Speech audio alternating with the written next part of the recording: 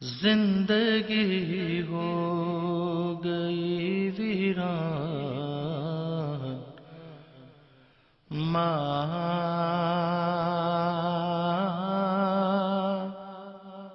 تیرے جانے سے۔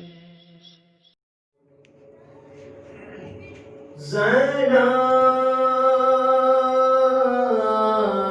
پکاری رو کر،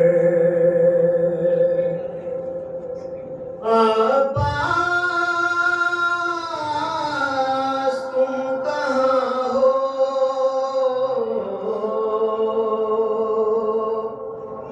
زینب پکاری رو کر، عباس تم کہاں ہو؟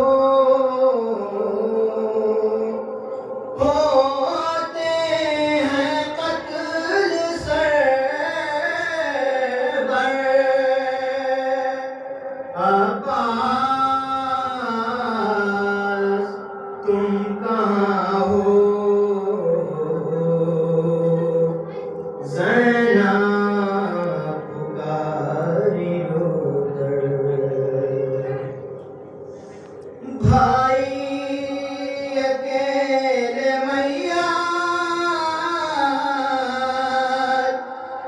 بیٹے کی لا رہے ہیں، بھائی اکیلے میت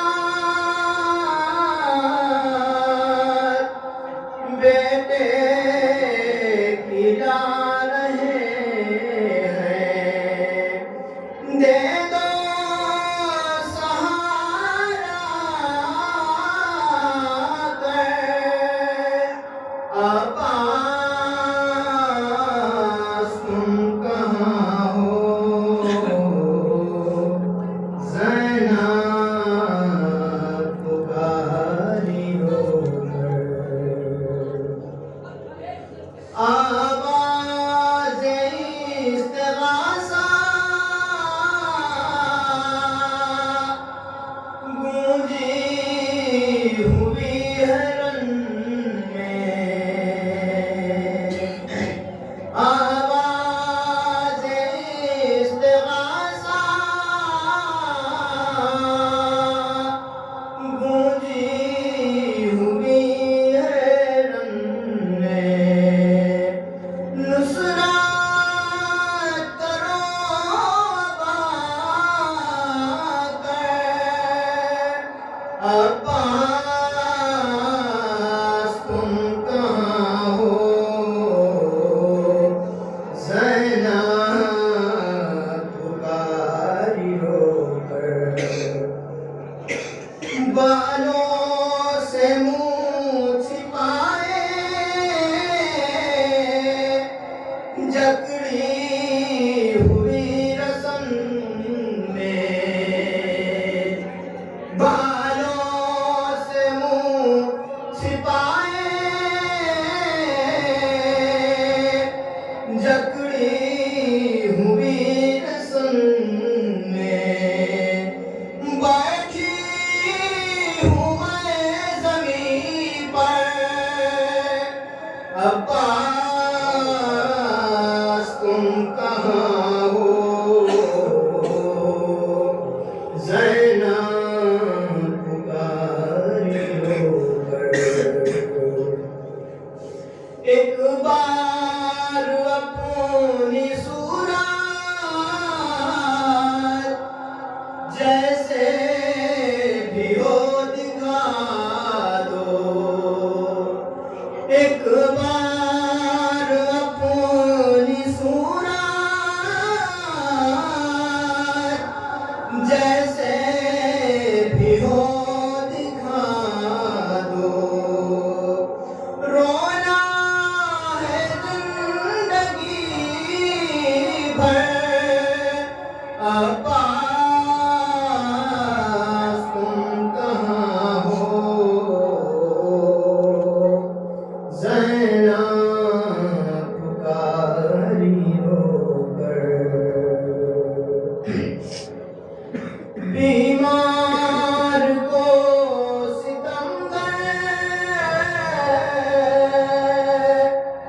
درے لگا رہے ہیں بیمار کو ستمگر درے لگا رہے ہیں اس کو بچا لو آ کر عباس تم کہاں ہو زینب پکاری رو کر ہوتے ہیں قتل سرور عباس تم کہاں ہو زینب پکاری رو کر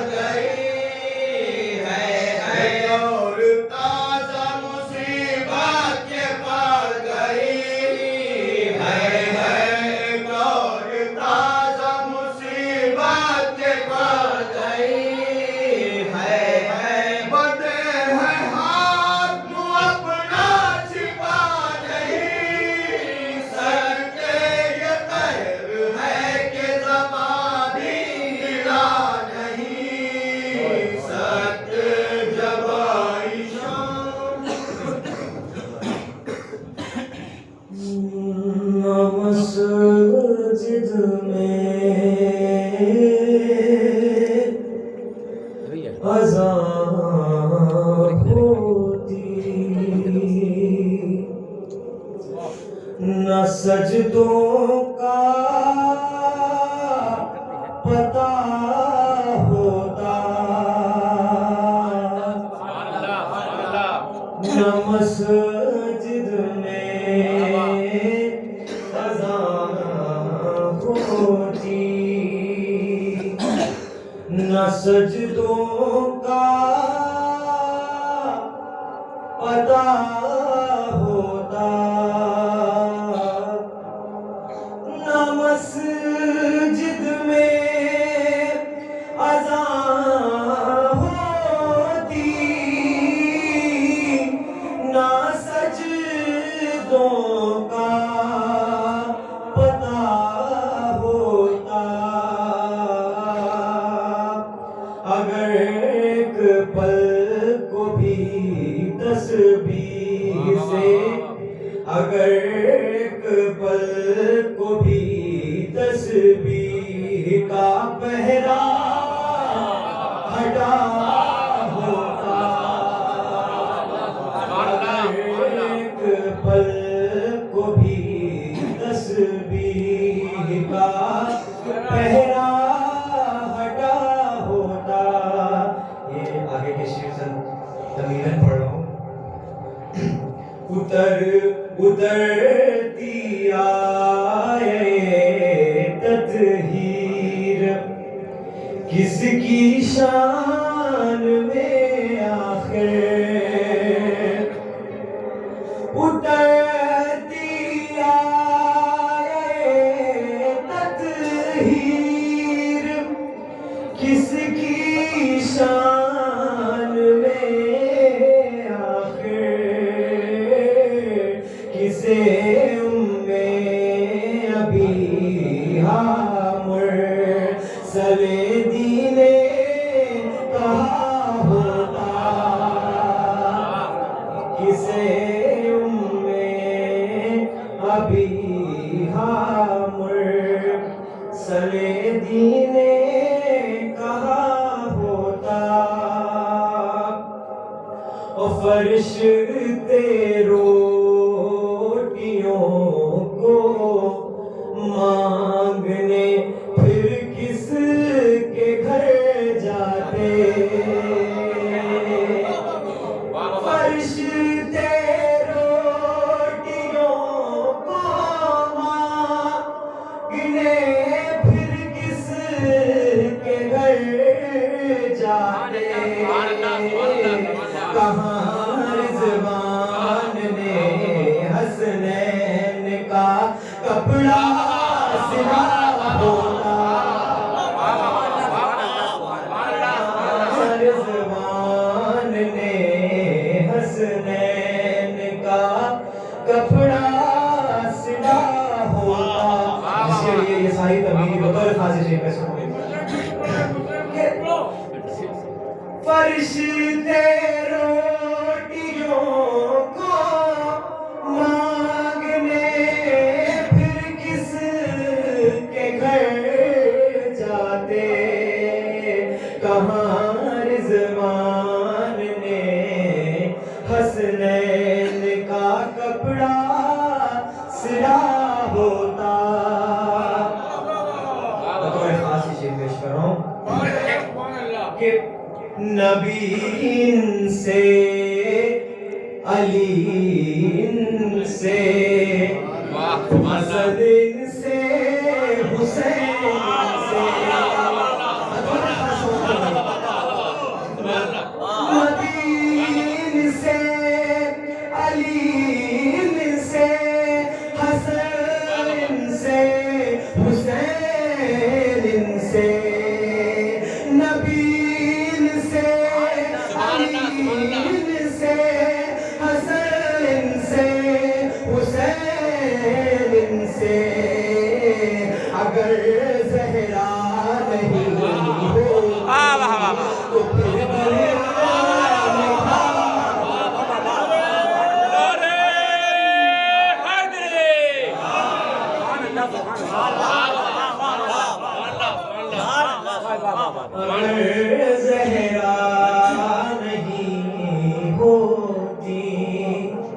تو پھر دنیا میں کیا ہوتا؟ نبی سے علی سے حسن سے حسین سے اگر زہرا نہیں ہوتی تو پھر دنیا میں کیا ہوتا؟ اگر زہرا نہیں ہوتی سبحان اللہ سبحان اللہ اور نہ دہشت گرد کہتا یہ جہاں تم کو مسلمانوں بطور خاصی بھی دیکھے گا ذرا نہ دہشت گرد کہتا تم کو یہ جہاں مسلمانوں در زہرا جلانے والوں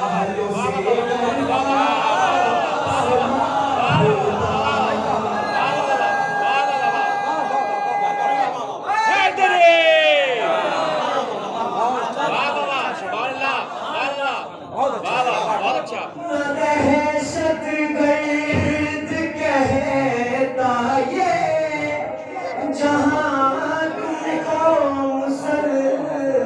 مسلمانوں در زہرا جلانے والوں سے گر فاصلہ ہوتا در زہرا جلانے اور مدینے کی زمین شبیر ہجرت کر گئے ورنہ مدینے کی زمین شبیر ہجرت کر گئے ورنہ تمہاری خاک کا بھی ایک لقب خاک شفا ہوگا تمہاری خاک کا بھی ایک لقب خاک شفا ہوتا اور یہ شعر کیا بولے سر اصغر کی جانب دیکھ کر یہ انبیاء بولے یہ بچہ نوجوان ہو کر علی کا آئینہ ہوتا یہ بچہ نوجوان ہو کر علی کا آئینہ ہوتا اور سوانح کا سورج جھیلتا کیسے سرے محشر یہ بھی شعر ذرا بطور خاص کہ سوانح کا سورج جھیلتا کیسے سرے محشر ردائے فاطمہ زہرا نہیں ہوتی تو کیا ہوتا ردائے فاطمہ زہرا نہیں ہوتی تو کیا ہوتا نہ مسجد میں اذان ہوتی نہ سجدوں کا پتہ ہوتا اگر ایک پل کو بھی تسبیح کا پہرا ہٹا ہوتا اگر ایک پل کو بھی. اکثر محرم میں جب بھی کسی مجلس میں آتا تھا اگر میں نہیں پڑھتا تھا تو میری اہلیہ یہ پوچھتی تھی کہ آپ کیوں نہیں پڑھے. لہٰذا ممبر پہ میں سوابر آیا ہوں کہ شاید یہ ہوتی لوگوں کو تذکیر مل جائے. محمد وآل محمد. غمِ حسین غریب تجھ سے بڑا کوئی آسرا نہیں ہے. غمِ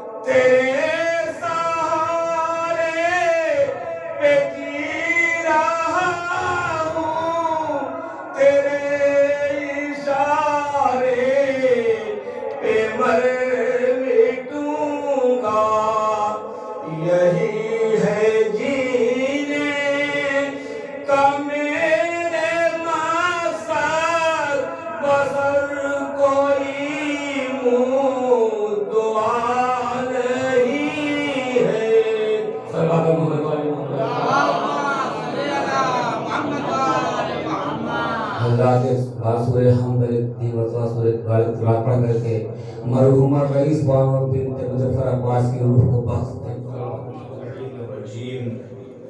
بسم اللہ الرحمن الرحیم.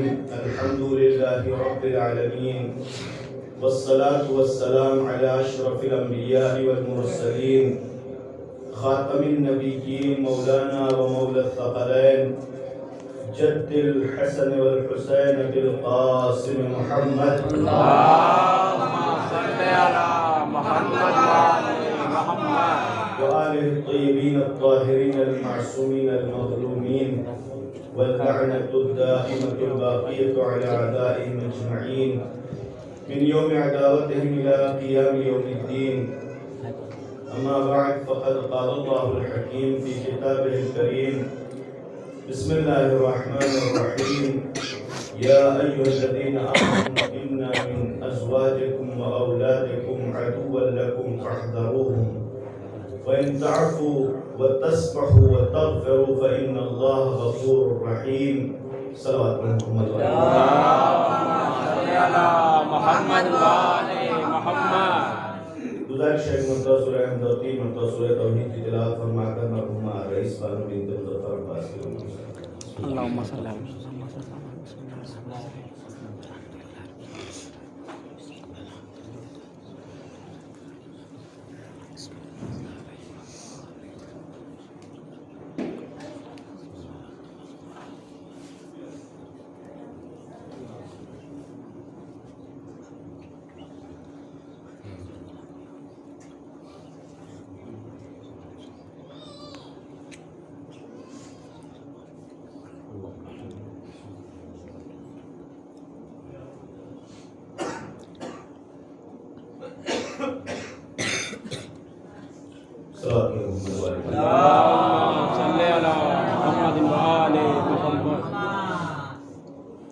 سورہ مبارکہ تغابن کی 14ویں آیت جس کی تلاوت کا شرف حاصل کیا گیا. پروردگار عالم صاحبان ایمان کو خطاب کرتے ہوئے یہ اعلان فرما رہا ہے کہ ایھا الذین آمنوا، اے صاحبان ایمان، ان من ازواجکم و اولادکم عدو لکم، تمہارے ازواج اور تمہاری اولاد میں کچھ تمہارے دشمن ہیں، فاحذروہم، لہذا ان سے خبردار رہو، وَإِن تَعْفُوا وَتَصْفَحُوا وَتَغْفِرُوا، اور اگر تم انہیں معاف کر دو، اگر ان کی غلطیوں کو نظر انداز کر دو، اگر ان کے غلطیوں پر تم پردہ ڈال دو، تو فإن اللہ غفور رحیم، تو اللہ غفور و رحیم ہے۔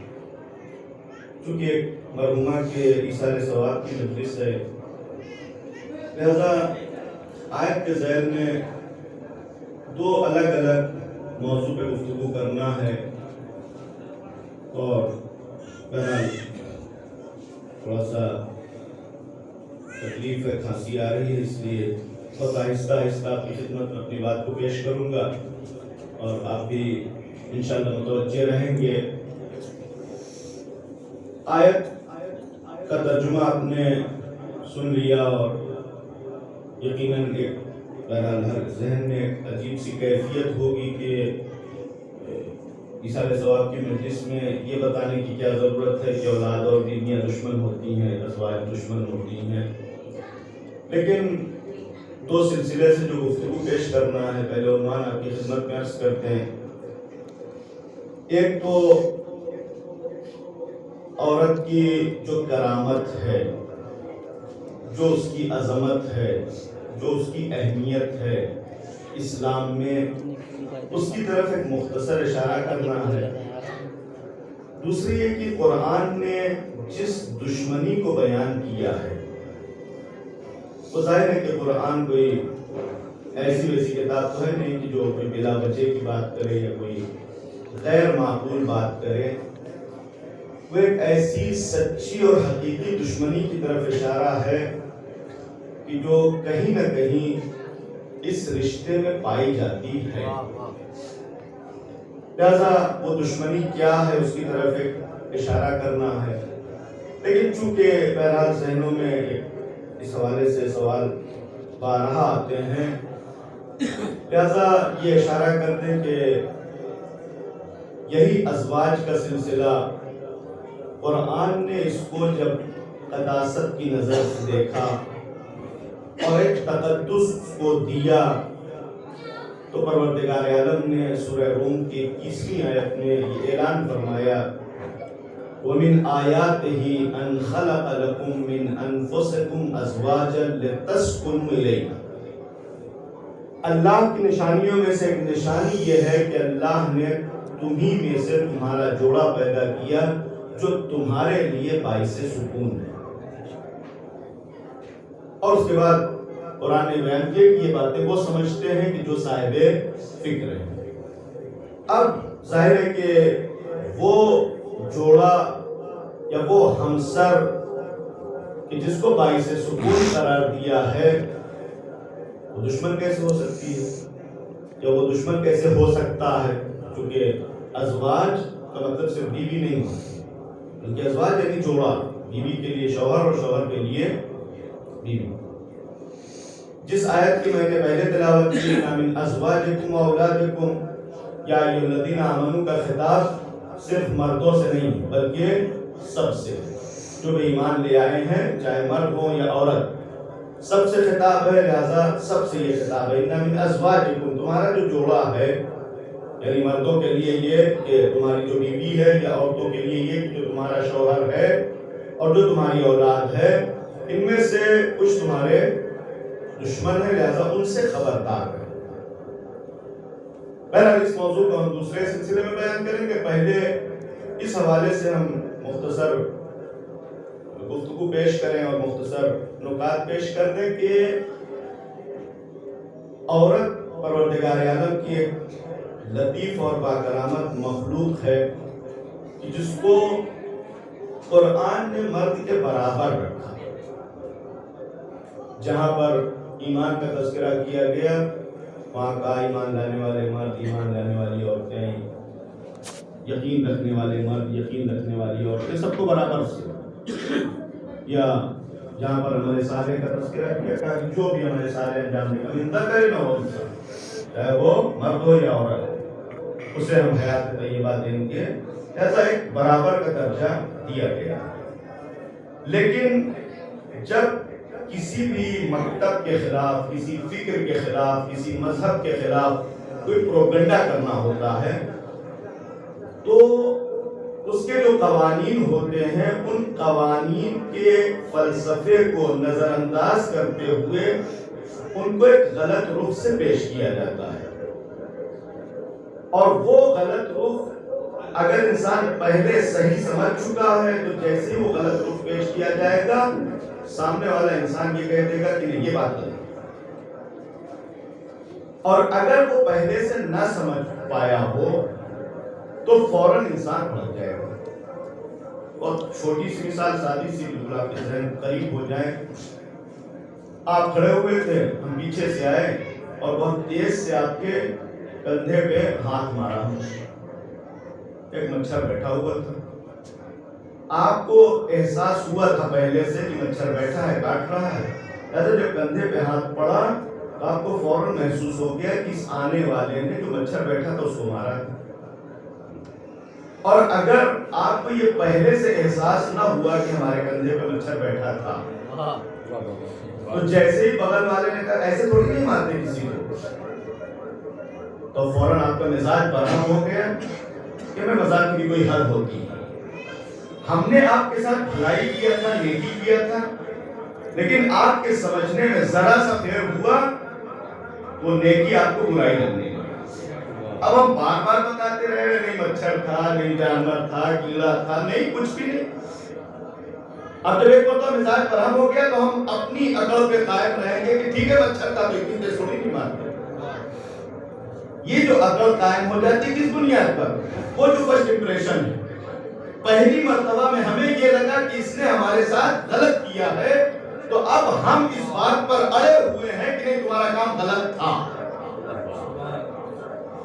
خواتین کے حوالے سے اسلام کے اوپر جتنے بھی اعتراضات پائے جاتے ہیں ان اعتراضات کا خلاصہ یہی ہے۔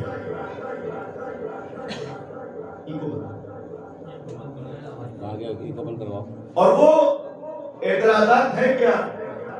پروردگار عالم نے دونوں کو پیدا کیا ہے، دونوں کے حقوق رکھے ہیں اور حقوق بھی متقابل ہیں ایک دوسرے کے سامنے، اور حق اور فرض کا ایک رشتہ یہ پایا جاتا ہے کہ جہاں پر کوئی حق پایا جائے گا اس کے مقابلے میں ایک فرض ہوگا، اور جہاں پر کوئی فرض پایا جاتا ہے اس کے مقابلے میں ایک حق ہوگا۔ اولاد کا حق یہ ہے کہ اس کی اچھی تربیت کی جائے، اس کے مقابلے میں کیا ہے؟ والدین کا فرض یہ ہے کہ اچھی تربیت کریں، یعنی اولاد کا حق ہے اور والدین پر فرض ہے۔ اولاد پر والدین کی اطاعت واجب ہے، یعنی والدین کا حق یہ ہے کہ ان کی اطاعت کی جائے، لہذا جہاں پر بھی حق ہوگا وہیں پر فرض ہوگا، اور جہاں پر کوئی فرض ہے اس کے مقابلے میں ایک حق ہوگا۔ اب جہاں پر حقوق کا سلسلہ ہے، اس سلسلے میں آپ اگر خواتین کو دیکھیں تو نہ جانے کتنے حقوق ان کے رکھے گئے۔ بہرحال صرف ایک اشارہ کرنا ہے کہ عورت کی زندگی ایک گھر کی چہاردیواری میں گزرتی ہے، اسلام نے اس کو فرض قرار دیا ہے یا عورت کا حق قرار دیا ہے؟ اگر یہ بات دنیا کو صحیح طریقے سے سمجھ میں آ جائے تو پھر یہ فیصلہ آسان ہوگا کہ گھر میں رہنا اس کی مجبوری ہے یا اس کی کرامت ہے، گھر میں رہنا اس کا فرض ہے یا اس کا حق ہے۔ اسلام نے اگر عورت کو گھر سے باہر نکلنے کی اجازت نہ دی ہوتی تو پردے کا قانون ہی لاگو نہ کرتا۔ گھر کے اندر کوئی پردہ ہے؟ گھر کے اندر کوئی پردے کا قانون نہیں ہے، حجاب کا قانون یہ بتاتا ہے کہ اسلام نے عورت کو گھر سے باہر نکلنے پر پابندی نہیں لگائی ہے. یہ گھر سے باہر نکل سکتی ہے، لہذا جب گھر سے باہر نکلے گی تو حجاب کے قانون آ جاتے ہیں. تو گھر میں رہنا عورت کا فرض نہیں تھا بلکہ عورت کا حق تھا. اب یہ گھر میں رہنا جو حق دیا گیا ہے، اس کو بھی آپ کہیں گے کہ نہیں یہ تو خالی آپ الفاظ بدل دیں، اس سے کیا ہوگا؟ ابھی سب آسانی سے محسوس کریں گے کہ الحمدللہ کتنے ایسے لوگ ہیں باہر نکلے ہوں گے بیچارے کمانے کھانے کے لیے. اگر آپ کو ہم گارنٹی دے دیں کہ نہیں آپ کا خرچہ ہمارے ذمہ ہے، آپ ٹینشن نہ لیجیے، تو کیا آپ اپنا گھر باہر چھوڑ کے جانا گوارا کریں گے؟ یعنی آپ گھر چھوڑنا مجبوری میں گوارا کرتے ہیں، ورنہ گھر میں رہنے کو اپنا حق سمجھتے ہیں.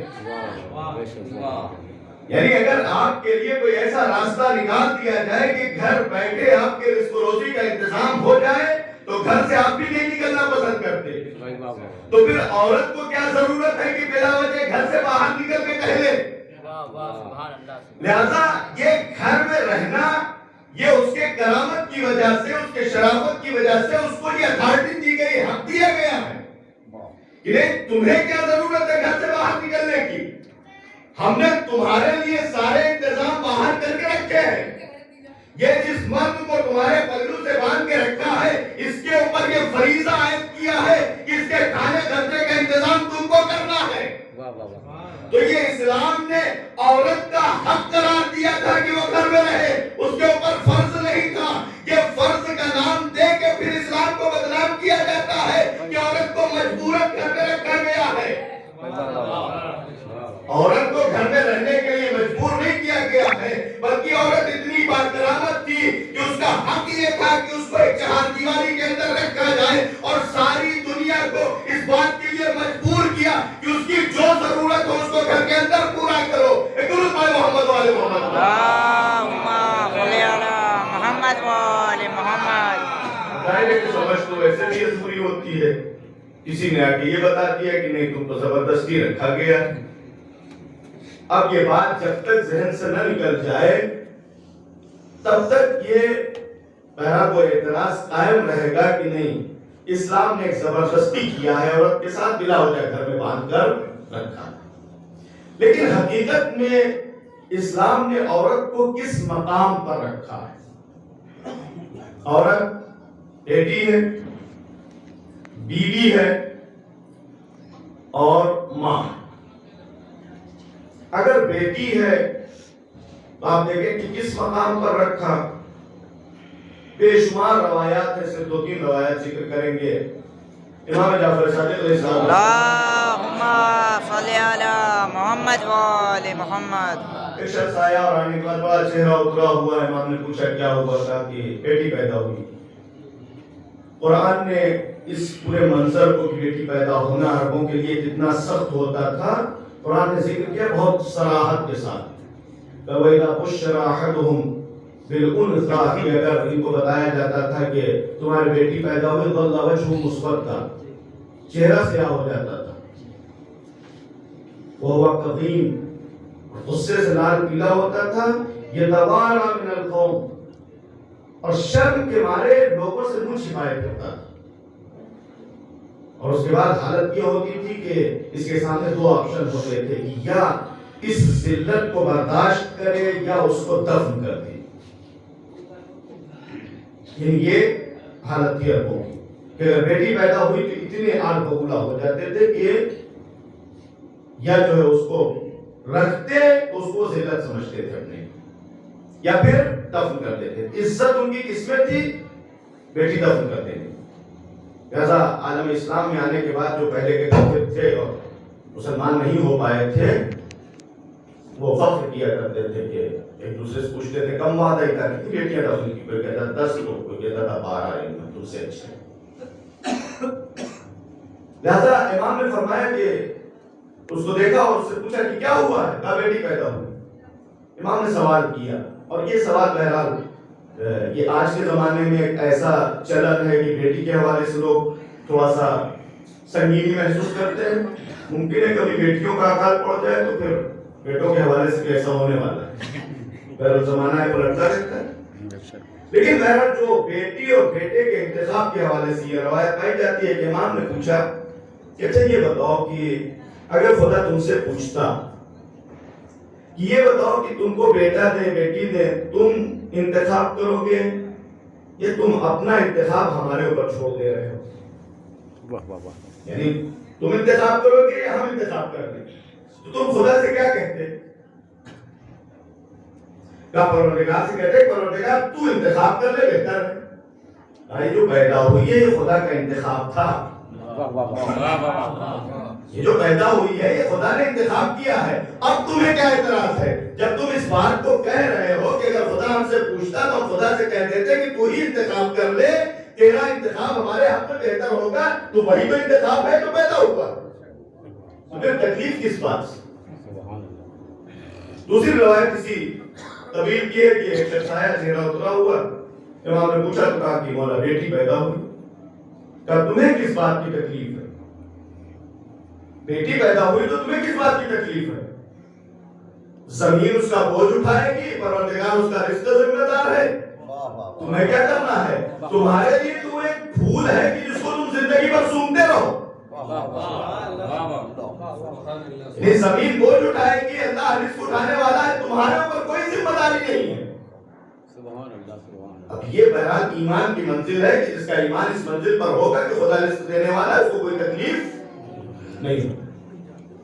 और उसके अलावा जो रवायत बयान की गई है जहां बेटी और बेटे का मुआवजा किया गया, वहां इमाम ने फरमाया कि बेटियां रहमत हैं और बेटे नेमत हैं, और नेमत के बारे में परवरदिगार आलम सवाल करेगा और रहमत के बारे में सवाल नहीं किया जाएगा। ये जितनी भी चीजें खुदा के रहमत से ताल्लुक रखती हैं उनके बारे में परवरदिगार आलम सवाल नहीं करेगा, इसलिए कि नेमत में जो जज्बा है वो मुकाबले का है, देना और लेना दोनों पाया जाता है। रहमत उस अता को कहते हैं कि जिसमें इंसान लेन देन नहीं बल्कि मेहरबानी के जज्बे के तहत कुछ दे रहा हो। लिहाजा पहचाने के परवरदिगार आलम ने अगर बेटा दिया है तो चूंकि बेटा नस्ल को आगे बढ़ाएगा, आपको एक जिम्मेदारी दी है, और अगर बेटी दिया है तो ऐसी रहमत है कि जो तुम्हारी जिंदगी में कोई जिम्मेदारी बन के नहीं आई है। अब तकरीबन 4 साल पहले अपनी बड़ी माँ की मजलिस में मैंने गुफ्तगू यहाँ तक की थी और ये जुमला कहा था, बस यहीं पर हम गुफ्तगू खत्म नहीं करते रहे कि जब अइम्मा ने इस तरीके से आसान बना के पेश किया तो फिर ये बेटी हमारे लिए बोझ बनी कैसे? जाहिर है कि यहाँ पर सबको हम अलग अलग करके ये नुक्ता बयान करते इंसान महसूस कर लेगा हमारी बेटी हमारे लिए कोई बोझ नहीं है, आपकी बेटी आपके लिए कोई बोझ नहीं है। यानी हमारी बेटी हमारे लिए कोई बोझ नहीं है, आपकी बेटी आपके लिए कोई बोझ नहीं है, फिर ये सारी बेटियां मिलकर पूरे समाज के ऊपर बोझ कैसे बन रही है? जाहिर है कि हम इससे इतने दूर तो नहीं है, हम बाहर से तो आए नहीं हम बयान करने के लिए कि हम ना महसूस कर रहे हो या आप हमारी बात न समझ पा रहे हैं। यानी ये जो बोझ बनी ये हमारी जात से और अपनी जात से नहीं बनी है, बल्कि समाज का एक अलग दबाव पाया जाता है कि जिसने इस बेटी को बोझ बना दिया। अगर ये समाज का दबाव खत्म हो जाए उस इंसान के ऊपर तो बेटियां रहमत ही रहमत है। एक दुरूद पढ़े मोहम्मद अल्लाहुम्मा सल्ली अला मोहम्मद व आले मोहम्मद। लिहाजा बेटी रहमत है। हमसर के मकाम पर जब आई तो औरत की करामत में कोई फर्क नहीं आया, उसकी शराफत में कोई फर्क नहीं आया, बल्कि उसको बराबर का जिम्मेदार करार दिया गया। अब बराबरी जो कुरान ने रखी है और जो इस्लाम ने रखी है या पैगंबर की तालीमात में जो पेश की गई है, ساری مشکل یہ ہے کہ ہم اپنے سماجی قوانین کو زیادہ سے زیادہ دینی قوانین سے الگ کر کے رکھتے ہیں. اس سچائی کو تو ہم انکار نہیں کر سکتے. ہمارا سماج کافی حد تک کوشش یہ کرتا ہے کہ دین سے تھوڑا الگ ہٹ کے زندگی گزارے اور دین کو ایک مقدس قانون بنا کے اس کو بالائے طاق رکھنے کی کوشش کی جاتی ہے. دین ہماری زندگی ہی کے لیے تو آیا تھا، ورنہ دین کے احکام کو بہرحال آخری سانس سے شروع کرنا چاہیے اور دفن پہ ختم کر دینا چاہیے. یعنی انسان مرے، کفن وفن دے کے نہلانے دھلانے، بس یہی دین میں ہونا چاہیے. اس لیے کہ اگر زندگی کا قانون نہیں ہے تو مرنے کا ہے. تو مرنے کے بعد انسان بس 2 ہی 4-10 گھنٹہ اس دنیا میں رہتا ہے، وہی جو قوانین اس کے لیے ہو وہی رکھ دیے جائے، اس کے علاوہ دین میں کوئی قانون نہیں ہونا چاہیے. لیکن دین نے قانون اتنا دقیق بنایا کہ بعض احادیث روایات میں اشارہ کیا گیا ہے کہ حتیٰ ایک خروچ اگر آ جاتی ہاتھ پر تو اس کا حکم کیا ہوگا، اس کے اوپر کیا پنالٹی لگے گی. اسلام نے اس کا بھی حکم بیان کیا. تو جب زندگی کے دقیق ترین قوانین ہماری شریعت نے بیان کیے ہیں تو ہم اس کو الگ کر کے رکھیں گے. یعنی ہم نے سماج کو الگ کر کے رکھا ہے. اب وہ سماج کو الگ کر کے رکھنے کا ایک سلسلہ جو ہمارے یہاں پایا جاتا ہے ازدواجی زندگی میں، اس حوالے سے 2 روایت آپ کی خدمت میں پیش کریں. اور بہرحال گفتگو بہت طولانی ہے، لہذا کوشش کریں گے کہ جلدی سمیٹ دیں. مرد اور عورت یہ دونوں شادی کرتے ہیں اور تقریباً یعنی ہر چیز میں برابری کا احساس بھی پایا جاتا ہے. لیکن اس احساس نے وہاں پر آ کے دم توڑ دیا کہ جب عورت کو ہم نے بہو کا نام دے دیا.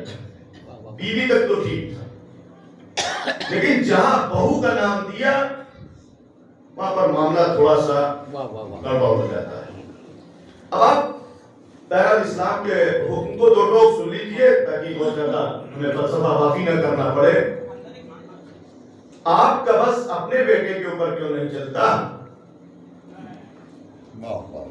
تو بھی سنا جی تو ایک سلوات پڑھیں محمد والی. اللہم صلی علی محمد وآل محمد. آپ کا بس اپنے بیٹے کے اوپر چلنا چاہیے، اور بس چلنے کے لیے بھی وہ ایک دن نہیں تھا کہ جس دن اس کی شادی ہوئی تھی. بس قابو میں رکھنے کے لیے، اپنے بس میں رکھنے کے لیے اللہ نے ایک طویل زندگی اس کو دی تھی. پیدائش سے پہلے سے وہ آپ سے وابستہ تھا. آپ اس کو بنا کے رکھتے تو ضرورت ہی نہ پڑتی کہ ایک الگ سے دباؤ، اتنا پریشر رکھنا پڑے. لیکن بہرحال کہیں نہ کہیں کوئی خرابی پائی جاتی ہے کہ جہاں یہاں تک معاملہ پہنچ گیا، لہذا ایک الگ دباؤ ایک خاتون کے اوپر آ جاتا ہے. اور اس کے بعد پھر بہرحال زندگی کی جو کافی حد تک شیرینی ہے وہ تلخی میں تبدیل ہو جاتی ہے. اور بہرحال سماجی مسائل یوں بھی بہرحال عام طور سے لوگ پسند نہیں کرتے ڈسکشن اس کا، لیکن ہے ایسے کہ یہ تلخ ہے.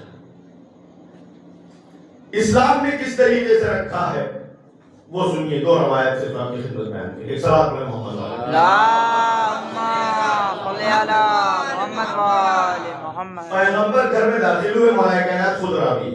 پیغمبر گھر میں داخل ہوئے، جناب فاطمہ زہرا سلام اللہ علیہا اللہم صلی علی محمد وآل محمد. کائنات دونوں بیٹھے چکی پیس رہے تھے. چکی چونکہ ہمارے بچے نہیں سمجھیں گے، بتائیں جانتا پیس رہے تھے دونوں ساتھ. پیغمبر آ کے پوچھتے ہیں کہ تم میں سے کون زیادہ تھکا ہے تاکہ میں اس کی جگہ بیٹھا. رسول ہیں، اس مقام کو کوئی درک نہیں کر سکتا. تم میں سے کون زیادہ تھکا ہے تاکہ میں اس کی جگہ بیٹھ جاؤں.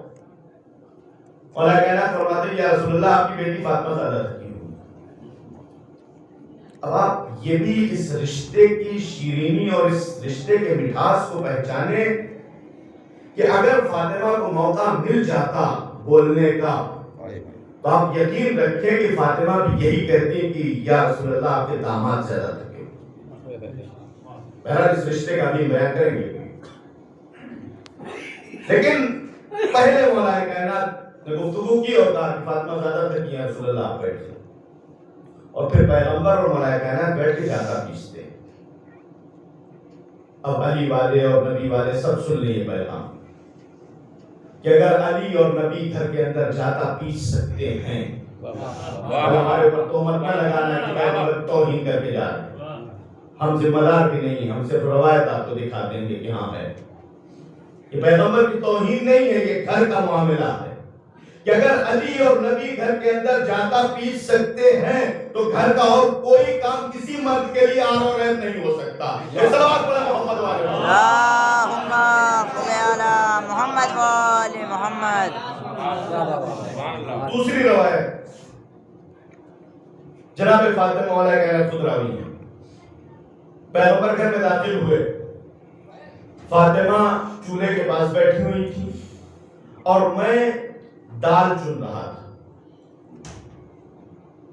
اور اس کے بعد پیغمبر تشریف لے آیا اور پیغمبر نے جب دیکھا تو خوشی کا اظہار کیا.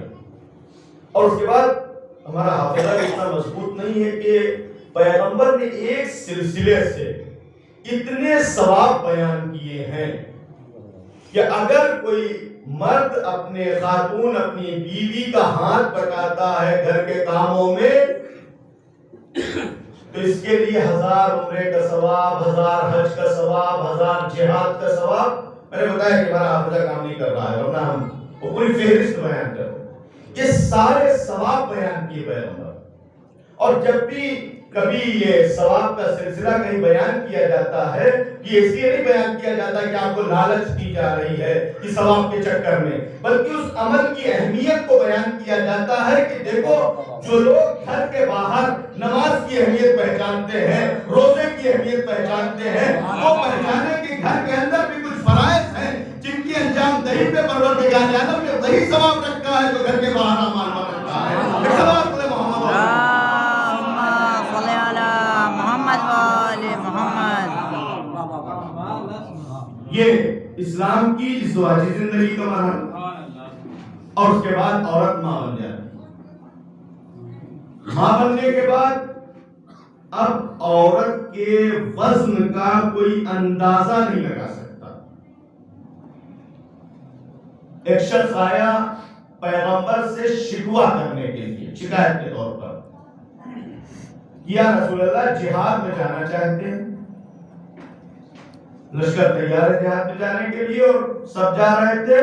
وہ شخص آیا اور آنے کے بعد پیغمبر سے کہتا ہے یا رسول اللہ جہاد میں جانا چاہ رہے ہیں لیکن گھر میں بوڑھی ماں ہے جس کی خدمت ہماری ذمہ داری ہے اور وہ جانے سے منع کر رہی ہے. پیغمبر نے فرمایا کہ تمہارا اپنی ماں سے ایک شب مانوس رہنا, خدمت نہیں, صرف مانوس رہنا, یعنی تم اس کے پاس بیٹھے رہو وہ تمہارے پاس رہے اور اس کو یہ احساس رہے کہ ہمارا بیٹا ہمارے پاس ہے, صرف یہ انسیت ایک شب کی 1000 جہاد سے بہتر ہے. یہ 1000 جہاد سے بہتر ایک شب کی انسیت ہے. تو ظاہر ہے کہ خدمت کا حق نہیں ہوتا ادا ہو سکتا. جہاں پر قرآن نے والدین کی عظمت کو بیان کیا اور پھر اولاد کے فریضے کو بیان کیا, آپ قرآن کے اس انداز کو مد نظر رکھے گا وَلَا تَقُلْ لَهُمَا أُفٍّ وَلَا تَنْهَرْهُمَا وَقُلْ لَهُمَا قَوْلًا كَرِيمًا. دیکھو ان سے اف نہ کہنا, ان کو جھڑکنا نہیں, ان سے نرم لہجے میں گفتگو کرنا.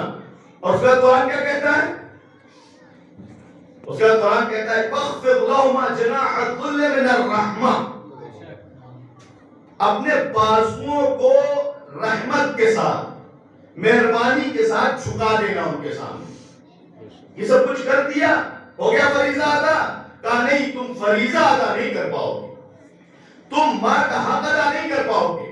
وَقُلْ رَبِّ ارْحَمْهُمَا كَمَا رَبَّيَانِي صَغِيرًا, تمہاری اتنی اوقات نہیں ہے کہ جنہوں نے تمہیں پیدا کیا ہے اس کا احسان کا بدلہ چکا سکو.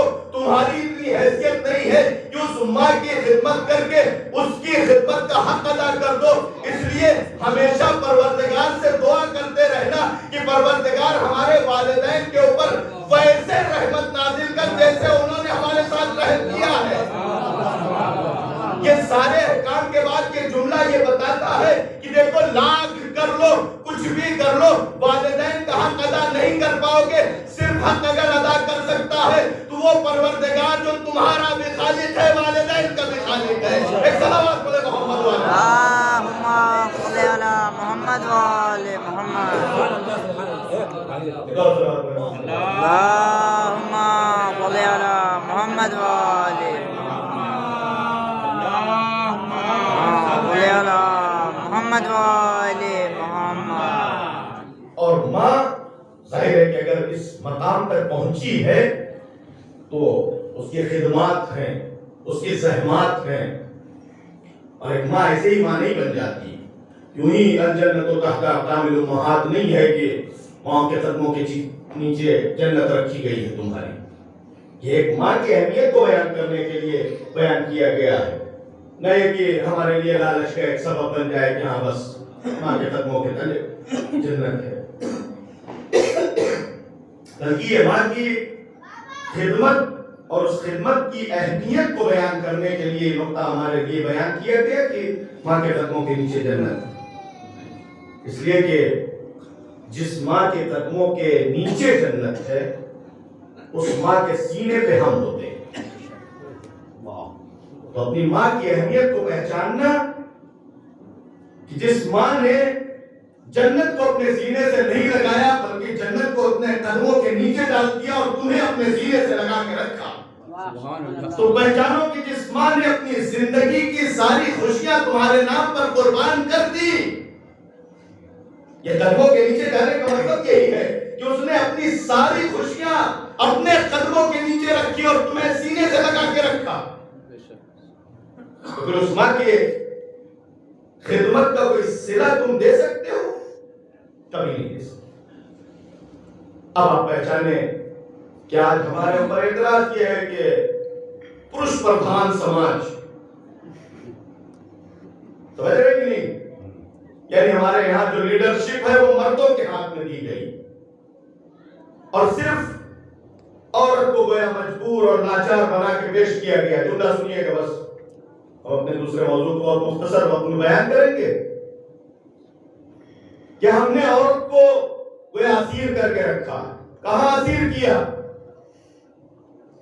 باپ کی اطاعت جیسے بیٹے پر فرض ہے ویسے بیٹی پر بھی فرض ہے، تو وہاں کوئی فرق ہی نہیں ہوا۔ اور باپ کتنے ہوتے ہیں ایک آدمی کے؟ ایک عورت کا باپ ایک ہی ہوگا، اسی ایک کی اطاعت فرض ہوگی۔ شوہر کی اطاعت عورت کے اوپر فرض ہے۔ کتنے شوہر؟ ایک ہی تو ہے۔ اور اس کے بعد اولاد کے اوپر ماں کی اطاعت فرض ہے۔ اولاد بھی ایک ہی ہوتی ہے۔ وہ تو پروردگار عالم جتنا نواز دے اور جتنا آپ کے دامن طلب میں گنجائش ہو اتنی اولاد ہے۔ تو اب عورت کو ہم نے کہاں بٹھا کے رکھا ہے؟ ایک ایک مرد کی تابع اور فرمانبردار رہی، اور اس کے بعد جتنی اولاد رہی ان کے قدموں کے نیچے ڈال دیا۔ تو ہم نے اپنی عورتوں کو اسیر نہیں رئیس بنا کے رکھا ہے۔ ایک صلوات پڑھیں محمد وآل محمد۔ اللهم صل على محمد وآل محمد۔ یہ گھر میں اسیر نہیں ہے بلکہ گھر کی ذمہ دار ہے، گھر کی رئیس ہے، اور ظاہر ہے کہ جب ذمہ داری دی گئی ہے تو پھر اس کے بھی فرائض ہیں، اور وہ پہلا اپنی جگہ پر چکے میں دوسرے عنوان کی طرف اشارہ کرنا ہے کہ قرآن نے آگے یہاں پر کہا کہ ازواج اور اولاد میں دشمن بھی ہوتے ہیں اور تمہیں خبردار رہنا ہے۔ قرآن نے ایک جگہ دشمن کا تذکرہ کیا تو کہا کہ فَاعِدُّ لَهُمْ مَا اسْتَطَعْتُم مِّن قُوَّةٍ مِّن رِّبَاطِ الْخَيْلِ تُرْهِبُونَ بِهِ عَدُوَّ اللَّهِ وَعَدُوَّكُمْ کہ گھوڑا خچر سے آمادہ کر دو، تلواریں اپنی تیار کر دو اور دوڑ پڑو اور دشمن کے دل میں اپنا خوف پیدا کر دو۔ یہ ایک دشمنی ہے جہاں مقابلے کے لیے دعوت دی، حملہ کرنے کا حکم دے دیا، جاؤ ٹوٹ پڑو۔ لیکن یہاں پر جب قرآن نے ذکر کیا تو دیکھیں انداز کیا ہے، اِنَّا مِنْ أَزْوَاجِكُمْ وَأَوْلَادِكُمْ، تمہاری بیویوں میں سے کچھ، تمہاری اولاد میں سے کچھ تمہارے دشمن ہیں، فَاحْذَرُوهُمْ، ایسا ان سے خبردار رہے، لڑائی نہیں کرنا ہے، جھگڑا نہیں کرنا ہے. اور اس کے بعد وَإِن تَعْفُوا وَتَصْفَحُوا وَتَغْفِرُوا فَإِنَّ اللَّهَ غَفُورٌ رَحِيمٌ، اگر تم معاف کر دو، تم ان کی غلطیوں کو نظر انداز کر دو، ان کی غلطیوں کی پردہ پوشی کرو، اللہ بھی غفور رحیم. یعنی یہ دشمنی وہ ہے کہ جس کا مقابلہ نہیں کرنا ہے بلکہ جس کو سنبھال کے رکھنا ہے. انسان کی زندگی کا سارا لطف اسی میں ہے کہ گھر کے اندر دشمنی کا خطرہ پایا جاتا ہے اور اس دشمنی کے مقابلے میں ہمیں عفو اور درگزشت سے کام لینا ہے. اور اگر زندگی سے یہ عفو اور درگزشت کا جذبہ ختم ہو جائے تو ایک دن کی زندگی انسان کی دوپر ہو جائے گی. اور بالکل آپ اپنے سماج میں محسوس کر سکتے ہیں کہ جہاں جہاں عفو اور درگزشت کا جذبہ تھوڑا سا کم ہوتا ہے زندگی جہنم بن جاتی ہے. یعنی مقابلے کی جیسے ہی صف آرائی ہوئی، تم نے ہمارے ساتھ ایسا کیا ہے تو ہم بھی دیکھو دکھائیں گے تم کو. جہاں دکھانے کا جذبہ پیدا ہوا فوراً یہ دشمنی بڑھنے لگتی. اب یہ دشمنی نہیں رہ جاتی، کینہ ہو جاتا ہے، ایک گلٹی بن جاتا ہے، ایک جلن کا مادہ دل میں پیدا ہو جاتا ہے. ظاہر ہے کہ وہ جن کو ساتھ چلنے کے لیے کہا گیا تھا وہ ایک دوسرے کے سامنے کھڑے ہو جاتے ہیں، نہ یہ آگے جا سکتے ہیں نہ وہ آگے جا سکتے ہیں. لہذا راستہ بند ہو جاتا ہے، صرف ایک جگہ بیٹھے بیٹھے لڑ سکتے ہیں، جھگڑ سکتے ہیں، زندگی کو آگے نہیں لے جا سکتے. لیکن جس عداوت کا قرآن نے تذکرہ کیا ہے، یہ عداوت کوئی ایسی دشمنی نہیں ہے جس کے لیے تیر تلوار تبر کی ضرورت پڑے، جس کے مقابلے کے لیے، بلکہ اس دشمنی کے مقابلے میں جس اسلحے کو پروردگار عالم نے ہمارے لیے پریفر کیا ہے، ہمارے لیے تجویز کیا ہے، وہ کیا ہے؟ عفو درگزشت. ٹھیک ہے، اس کی وہ جانے اسے پاسے وفا تھا کہ نہ تھا، تم فراز اپنی طرف سے تو نبھاتے جاتے. تم کو اپنی ذمہ داری نبھانا ہے، تم کو یہ نہیں دیکھنا ہے اس نے کیا کیا تو ہم کو کیا کرنا چاہیے. تمہارا فریضہ کیا، اور وہ فریضہ اگر انسان صرف اور صرف اپنا فرض سمجھ کے انجام دیتا رہے تو دشمنی ہار جائے گی، عفو اور درگزشت جیت جائے گی. سبحان اللہ سبحان اللہ. اور یہ عام طور سے ہم اپنی زندگیوں میں دیکھا کرتے ہیں. لیکن اگر دشمنی کینے میں تبدیل ہو گئی تو پوری زندگی جہنم بن جاتی ہے. لیکن قرآن نے جس دشمنی کا تذکرہ کیا ہے، اس دشمنی کو سمجھنا سب سے اہم مسئلہ ہے. دشمن شناسی کے حوالے سے بڑی ساری گفتگو ہوتی ہے کہ انسان کو اپنے دشمن پہچاننا چاہیے. سب سے بڑا دشمن شیطان ہے، وہ اپنی جگہ. لیکن یہ جن کے لیے پروردگار عالم یہ کہہ چکا ہے وَجَعَلَ بَيْنَكُمْ مَوَدَّةً وَرَحْمَةً، یہ ہماری نشانی ہے، تمہارے درمیان ہم نے محبت اور رحمت کا رشتہ قرار دیا. سب کچھ کہنے کے بعد کہا کہ تمہاری انہی ازواج میں سے تمہارے دشمن بھی پائے جاتے ہیں. یہ کون سی دشمنی؟ دشمنی ہمارے یہاں ایک بڑی خیالی قسم کی دشمنی پائی جاتی ہے، اور اگر ہم اپنے سماج میں اپنی دشمنیوں کا ایک تجزیہ کریں تو عام طور سے ہم خیالی دشمنیوں میں اپنی زندگی برباد کر رہے ہیں. لیکن جو حقیقی دشمنی ہوتی ہے اس کی طرف متوجہ نہیں ہے. ایک مثال ہمارے ذہن میں آئی ہے، شاید آپ کسی بھی طریقے سے اگر محسوس کر سکیں تو انشاءاللہ وہ بات آپ کے ذہن تک منتقل ہو جائے گی. 14-15 سال کا لڑکا جوان گٹکا کھا کے ہمارے سامنے آیا، ہم نے ایک تھپڑ مارا، اس کا چہرہ لال ہو گیا. گیا اماں ابا کے سامنے، انہوں نے لال چہرہ دیکھا اور اس کے بعد کس نے مارا؟ فلاں صاحب نے مار دیا. ان کو کیا حق ہے کہ وہ ہمارے بچے کو مار دیں؟ کیسے مار دیا انہوں نے؟ لاٹھی ڈنڈا جتنے بھی اوزار اسلحے سے لے کے ہمارے سامنے کھڑے ہو گئے. ہم نے کہا کہ بھائی صاحب آپ نے دیکھا نہیں اتنا بدتمیز تھا؟ کیا بدتمیزی کیا؟ اس نے گٹکا کھایا تھا. تو گٹکا کھانا کون سے اتنا بڑا جرم ہوا اور آپ نے اتنی تیز مار دیا تو اس کا چہرہ لال ہو گیا؟ समझा देते, मारने की क्या जरूरत थी। खुदा न खास्ता 40 साल के बाद गुटखा खाते खाते कैंसर हो गया। अब हमने जाके पूछा कि हमारा थप्पड़ दोस्ती थी वाह वाह वाह वाह वाह वाह या दुश्मनी थी। वाह वाह वाह सुभान अल्लाह। 25 साल के बाद आपका जवाब, आपका नजरिया, आपकी सोच बिल्कुल बदल चुकी होगी कि नहीं, वो थप्पड़ जिससे इसकी सूरत लाल हुई थी वो बड़ी मेहरबानी थी इसके हक में, वो एक दोस्ती थी, वो एक मोहब्बत थी कि अगर हम उस वक्त इस मोहब्बत को समझ लेते तो अंजाम ये ना होता। क्या कहना तो हमेशा हम अपनी दुश्मनी और दोस्ती का मुआवजा ऐसे न करें कि अभी हुआ क्या है, बल्कि अंजाम पर भी नजर रखें कि नहीं मालूम कौन सी दुश्मनी है कि जो हकीकत में दोस्ती हो। वाह वाह वाह वाह वाह। लिहाजा फौरी तौर पर किसी चीज का फैसला करना इंसान को गलत अंजाम तक पहुंचाता है।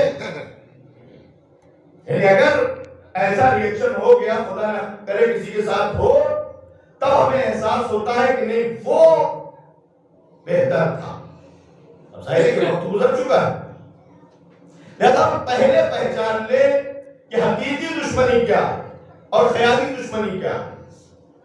अब देखें कि मसलन हमारे यहाँ तौर से जो दुश्मनियां बढ़ जाती हैं, एक आदमी ने आके बता दिया उन्होंने आपको गाली दिया है, हमने भी गाली दे दिया, फिर उसी ने जाकर उनको बता दिया कि उन्होंने आपको गाली दिया। इस्लाम ने हमको हराम करार दिया था या नहीं? गीबत सुनना भी हराम था, करना भी हराम था, किसी को बुरा कहना भी हराम था, किसी के लिए बुरा सुनना भी हराम था। एक ने आके एक बुरा काम किया, फिर उसके मुकाबले में हमने दूसरा बुरा काम किया, फिर उसने दूसरा बुरा काम किया, फिर आप भी हो गई दुश्मनी।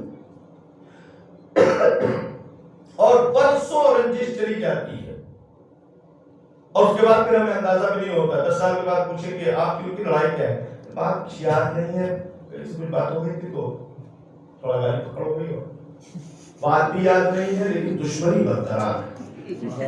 हम अपने हस्बैंड के इतने पक्के, क्या बात हुई, कैसे हुई, इस हकीकत को समझने की कभी कोशिश नहीं की।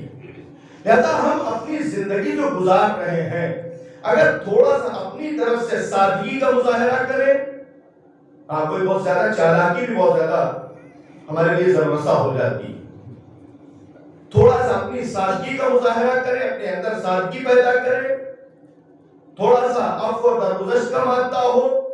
किसी ने आके कहा भाई उन्होंने गाली दिया, ठीक है दे दिया तो हम क्या करें, लेकिन तुमको ये काम करना नहीं चाहिए था कि उनकी बात आगे हमको बता रहे हैं। अगर 2 मरतबा किसी के साथ आप ये काम कर जाए, तीसरी मरतबा उसको हिम्मत नहीं होगी चुगली करने की। जबकि गलत काम वो उसने भी किया है, गलत काम ये भी कर रहा है, हमने उसके गलत काम को नजर में रखा और इसके गलत काम को नजरअंदाज कर दिया। इस्लाम ने तो दोनों को हराम करार दिया था, उसने गाली दिया था वो भी गलत था, इसने चुगली किया ये भी गलत है, हमने चुगली वाले को क्यों नहीं टोका? वाह वाह वाह वाह। दुश्मन तो ये भी हमारा है, लेकिन हमने इसकी दुश्मनी को दोस्ती समझा और उसकी दुश्मनी को दुश्मनी समझा। लिहाजा उसके खिलाफ कीना दिल में आ गया और उसकी मोहब्बत आ गई, जबकि हकीकी दुश्मन तो ये था, आज उससे लड़वाया है कल किसी दूसरे से भी लड़वाएगा।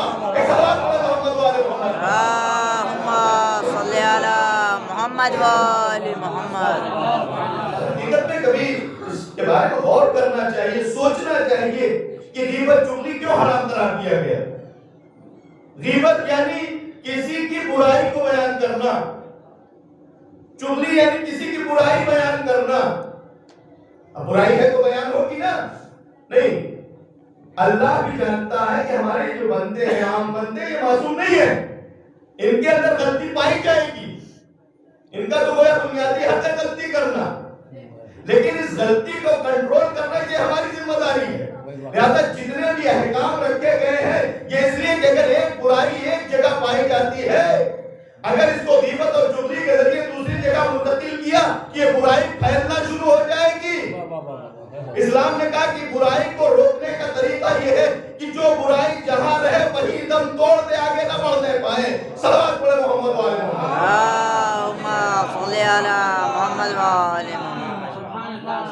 سب پہلے ہم اس کو سمجھے کہ کس لیے رکھا گیا.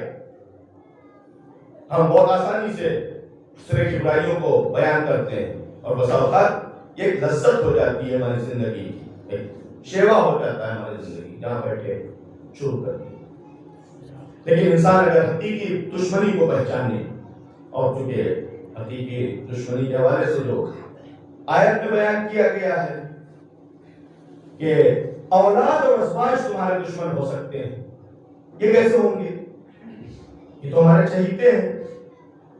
بیٹا اپنے باپ سے کتنی محبت کرتا ہے, بیوی اپنے شوہر سے کتنی محبت کرتی ہے, شوہر اپنی بیوی سے کتنی محبت کرتا ہے. یہ محبت والا رشتہ کیسے دشمنی میں تبدیل ہو جائے گا؟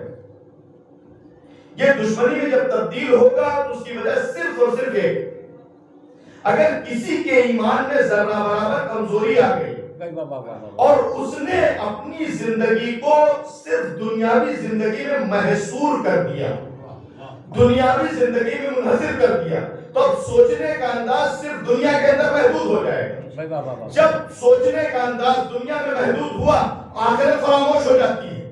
اب انسان ساری دوستی اور دشمنی صرف دنیا کی حد میں رہ کے سوچتا ہے, لیکن دنیا کی بہت ساری دوستیاں وہ ہیں جو آخرت میں دشمنی میں تبدیل ہو جائیں گی. قرآن نے ایک منظر پیش کیا ہے, وہ سماج کے حوالے سے ہے, لیکن گھر میں بھی ایسے حالات پیش آ سکتے ہیں. کچھ لوگ محشر میں جانے کے بعد کہیں گے یا لیتنی لم اتخذ فلانا خلیلا, کاش دنیا میں فلاں کو اپنا دوست نہ بنایا ہوتا.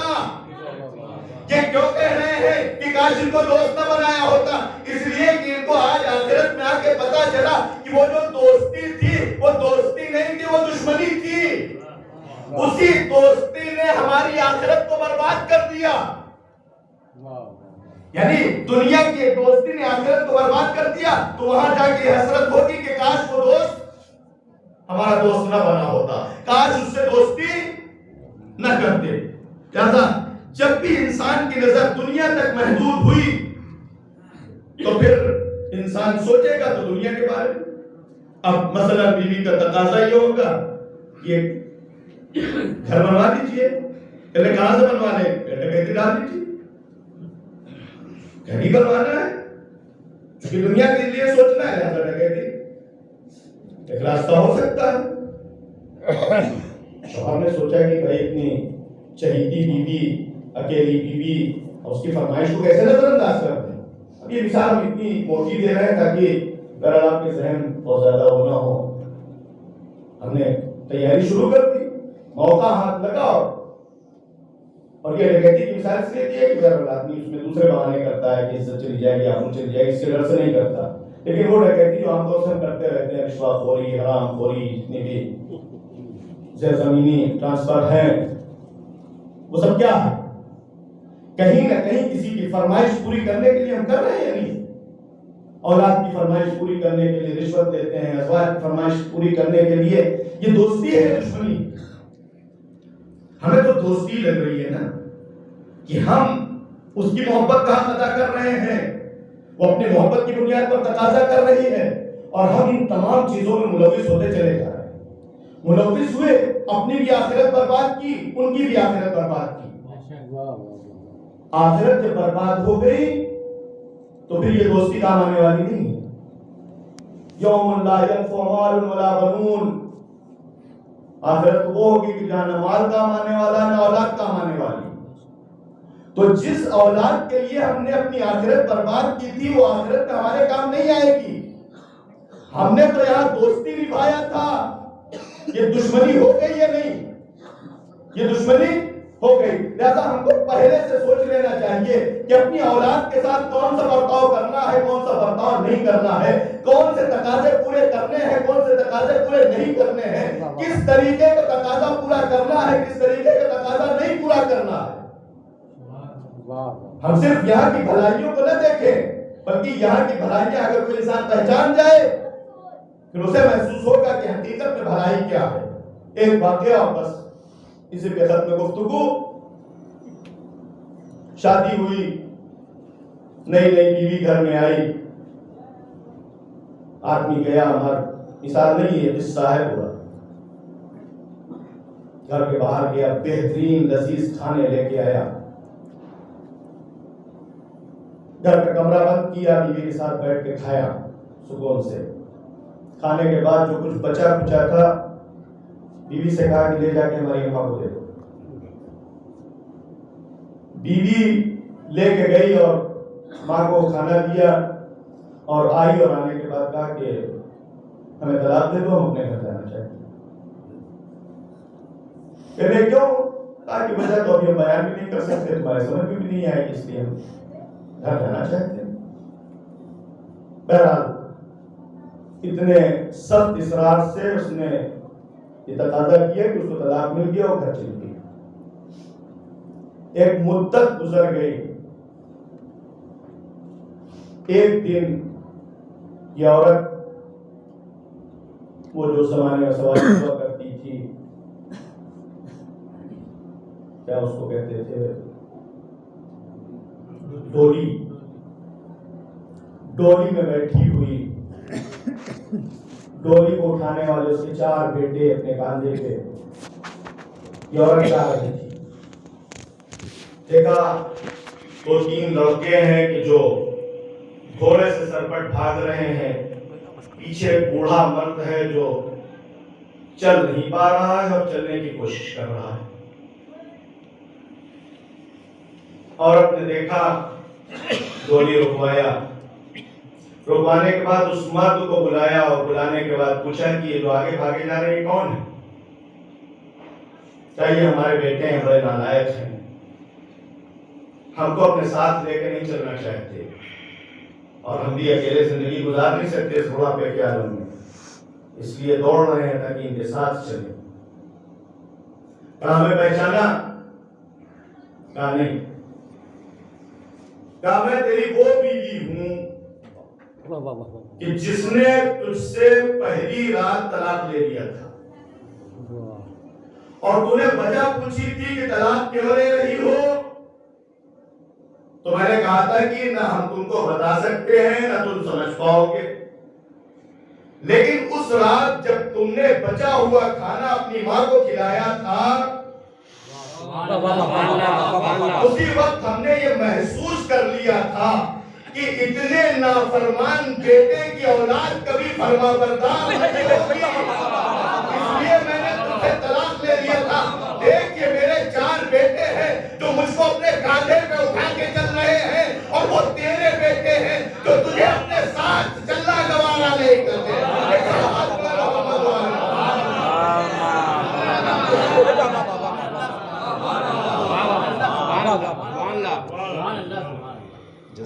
اب ظاہر ہے کہ قصہ بڑا رومانٹک تھا لیکن انجام، اگر کوئی انسان اتنا بابصیرت ہو کہ اس کو پہلے دن یہ انجام پتا چل جائے کہ نافرمان اولاد کی، نافرمان بیٹے کی اولاد اپنے ماں کی فرما بردار نہ ہوگی، تو ظاہر ہے کہ اس کو بھی ماں بننا تھا. ہم زندگی کے جس مرحلے میں رہتے ہیں وہیں تک بھی سوچتے ہیں آج شوہر ہے تو بس شوہر ہی ہے، نہیں، باپ بننا ہے.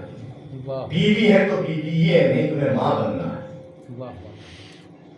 اس لیے اسلام نے جب انتخاب کے لیے کہا تو کہا کہ رشتے کو انتخاب جب کرنا ہے تو بیٹے کے لیے زوجہ نہیں ڈھونڈنا ہے بلکہ گھر کے ایک مکمل ذمہ دار تلاش کرنا ہے جو ماں بھی بن سکے، جو ایک اچھی بیوی بن سکے.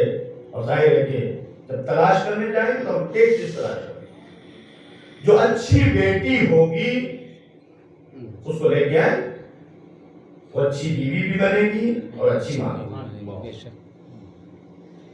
اس لیے اگر ہم نے انتخاب میں کمی رکھی تو ظاہر ہے خامیازہ خود بھی بھگتنا ہے. اور جو زندگی ہمارے لیے نمونہ ہے اس زندگی میں دیکھیں کہ آخرت اور دنیا کے حوالے سے جو تصور پایا جاتا ہے وہ کتنا عظیم تصور ہے. مولا کائنات ایک دوپہر میں گھر میں تشریف لاتے ہیں، گرمی کی شدت، جناب فاطمہ نے کہا کہ گھر میں کچھ کھانے کو نہیں ہے، ابھی کچھ کھانے کا انتظام کریں. مولا کائنات گھر سے باہر نکلے، کہیں سے 1 درہم قرض ملا لے کے مولا کائنات واپس آ رہے تھے، دیکھا جناب قمر گھر کے باہر ٹہل رہے. مولا کائنات نے پوچھا قمر गर्मी के इस मौसम में ऐसे वक्त में कोई घर से बाहर नहीं निकलता, तो तुम क्यों निकले? मौला जिंदगी की जरूरतें घर में बैठने कहाँ देती है? जरूरत आन पड़ी तो घर से बाहर निकल आए। कहा कुछ इंतजाम हुआ?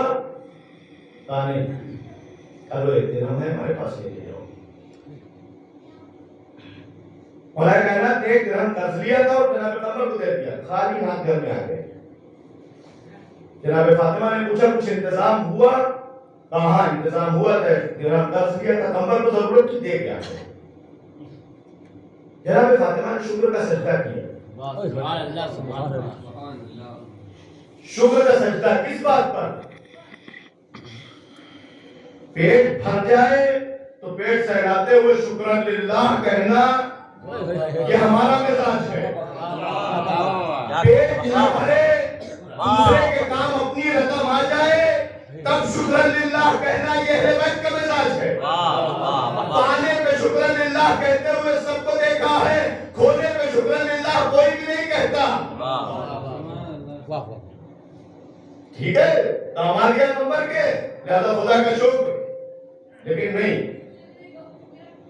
अब आपको ये लुत्फ तो आया कि हाँ जाने पे शुक्र नहीं, जाने पे शुक्र नहीं था, ये शुक्र भी आने पे था। इसलिए कि ये वो है कि जो दुनिया में जिंदगी गुजार रहे हैं, दुनिया के लिए जिंदगी नहीं गुजारते। जो एक दिरहम आया था वो हम अगर इस्तेमाल करते तो हमारे काम आता। एक और रवायत पढ़ दे ताकि आपकी जहन करीब हो जाए। पैगंबर ने एक बकरी काटी और काटने के बाद उसको गोश्त तकसीम करना शुरू किया। गोश्त तकसीम करते करते सब कुछ खत्म हो गया, एक रान बची। अपनी एक ज़ौजा से पूछा पैगंबर ने कि जो गोश्त कटा था, जो बकरी कटी थी, उसमें अपना क्या है, कितना हिस्सा मिला? एक टांग सिर्फ बची। पैगंबर ने फरमाया नहीं, एक टांग सिर्फ गई है, बाकी सब अपना ही है। इसलिए कि जो हम खा लेंगे उसका हिसाब देना है, जो चला गया है उसका आज वहां महफूज है। फातिमा ने जो शुक्र का सजदा किया वो जाने पे नहीं अदा किया बल्कि आने पे अदा किया। ये दिरहम आता हमारे घर में, हम खा के सैराब हो जाते तो हमारे काम आता, लेकिन ये एक दिरहम कमर के हाथों में गया, जरूरतमंद के हाथ में गया है, तो ये दिरहम वहां महफूज रहेगा, वहां पर हमारे काम आएगा जहां पर और कुछ भी काम आने वाला नहीं है। एक सलावत पढ़े मोहम्मद वाले।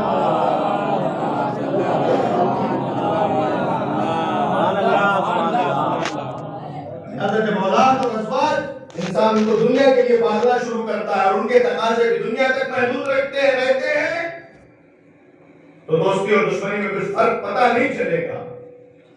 लेकिन जब दुनिया में जिंदगी गुजार रहे हो और आखिरत मद्देनजर हो तो सिर्फ आखिरत के फायदे को देखा जाता है। अगर वहां का फायदा हुआ तो इसका मतलब जिंदगी कामयाब।